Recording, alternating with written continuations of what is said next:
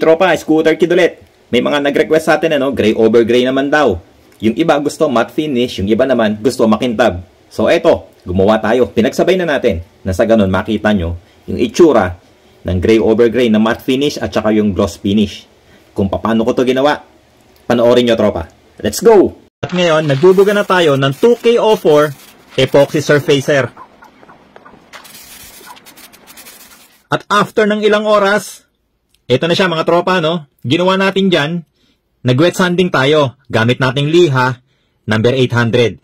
So kaya tayo nag-wet sanding para matanggal ng bahagya yung mga kaunting gaspang niya. At dahil gray over gray tayo, ito ang gagamitin natin mga tropa. Meron ako dito dalawang klase ng gray. Yung isa, light gray, ang code niya 16106. At yung isa, gray 4104. So ito yung dalawang gray na gagamitin natin mga tropa. So ngayon, bubugahan na natin to ng light gray. At ngayon, binubugahan na natin to ng 16106 light gray.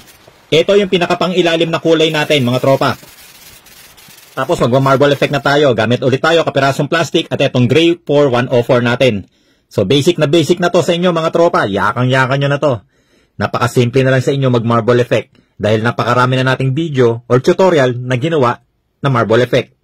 Pero doon sa mga bago pa lang, ganito lang ang gagawin natin mga tropa, mag-i-spray ka lang ng kung anong kulay na gusto mo, pero dito sa specific na ginagawa natin, gray 4104 yung ginagamit natin, ini-spray lang natin sa lamesa, tapos idudot-dot yung plastic, at saka idadampi doon sa ginagawa nating fairings. Alright, pupunuin hanggang sa magpantay-pantay na siya. Alright mga tropa, so eto na itsura ng marble effect natin, Papakita ko muna sa inyo bago tayo maglagay ng top coat clear. So tignan nyo. Ang ganda ng pagkaka-marble effect natin dahil pantay siya. So, ibig sabihin para siyang hindi halatang tinapal, Yung iba kasi, ang nangyayari, parang patsi-patsi. So, dapat ganyan mga tropa para maganda. At dito na magkakatalo yung flat at saka yung glossy natin. Meron tayo ditong 1128A flat clear at saka yung 1128 na gloss. So, ito yan mga tropa, Dito na magkakatalo sa top coat. Papakita natin yung glossy finish at saka yung matte finish. At pagta-top coat na tayo, at nilagyan ko ng label. Itong pipinturahan natin. So, eto, meron akong flat. Ang gagamitin natin, 1128A na flat clear. At meron tayong gloss. Eto yung 1128 na clear. So, para hindi tayo malito, nilagyan natin ng label yan. So, tara, bugahan na natin to. Unahin natin tong flat clear. Ang code nito, 1128A. Tapos, eto namang clear, yung gloss, 1128. So, nilagyan ko yan, tag-tatlong coats, mga tropa.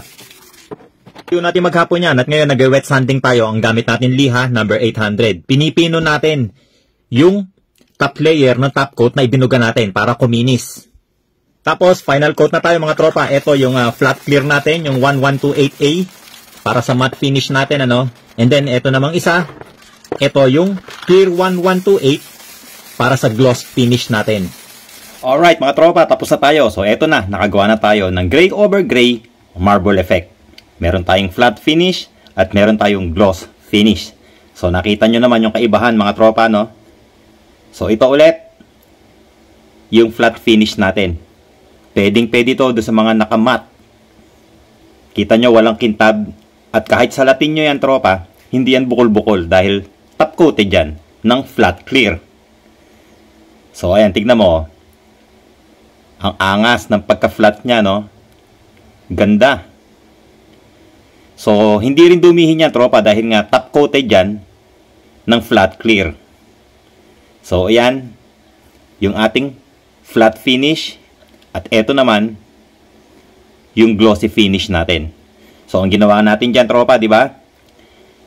Tatlong coats ng clear 1128 and then nag-wet sanding tayo, number 800. At saka tayo nag-top coat clear ulit ng clear 1128. Kaya ayan, ganyan kakintab yan mga tropa.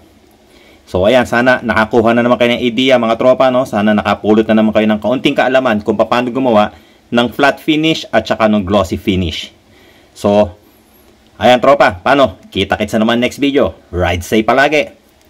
Peace!